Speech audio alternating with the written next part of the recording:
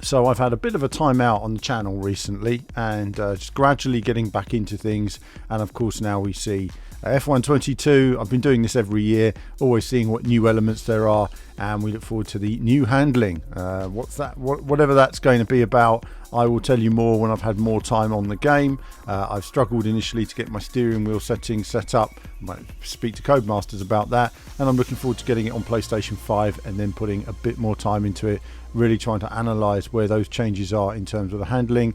It's a big deal. It's a new year in terms of F1 games, but also you know, I want to see evolution in the handling, the tactile feeling of the tarmac, of the tyres on the tarmac, for me has always been something that's been missing in F1 games in terms of the force feedback. I look forward to seeing the bite of the tyres and the feel of tyre temperature through the wheel, and that's something I've not noticed before. It's very much gamers know what the car is doing rather than actually feeling it as a driver in terms of the tyre slip and resistance on the surface. So I look forward to seeing what these new cars are like and how we're going to be driving them differently when I have my wheel set up properly.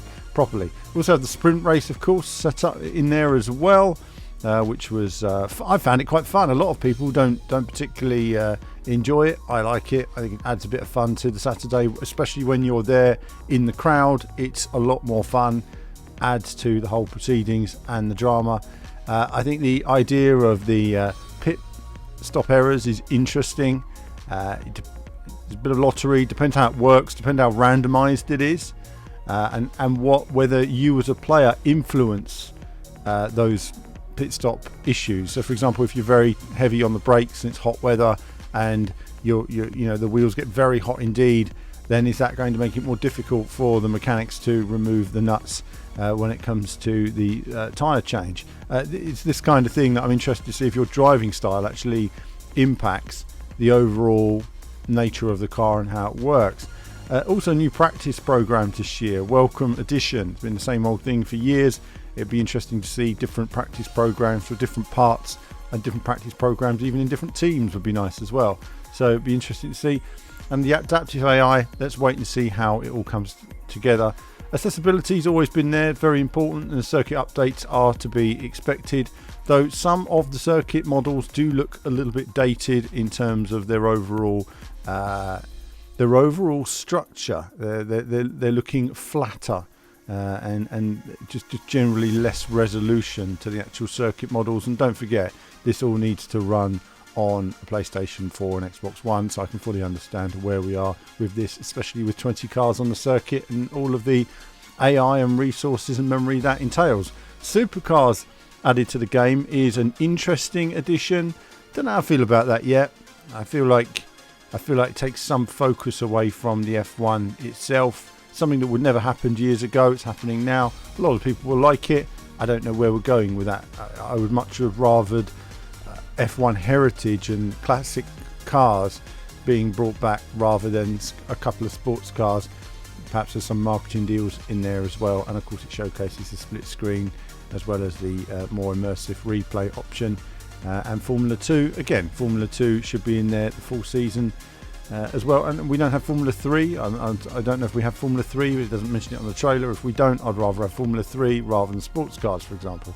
And then you can build the full driver career. But anyway, that's it. Formula 1. Looking forward to the final game. I'll be testing it soon, and no doubt putting up a video in the next couple of weeks. But that's it from me for now.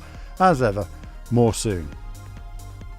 Hello viewers, well thanks for watching the video today. Do like and subscribe, it supports what we do. Do become a YouTube member. YouTube Patreon supports all of our content you see on the channel, and of course lots of gaming from retro to modern games. I love it all in terms of racing action. So click on one of the two videos just there to find out more.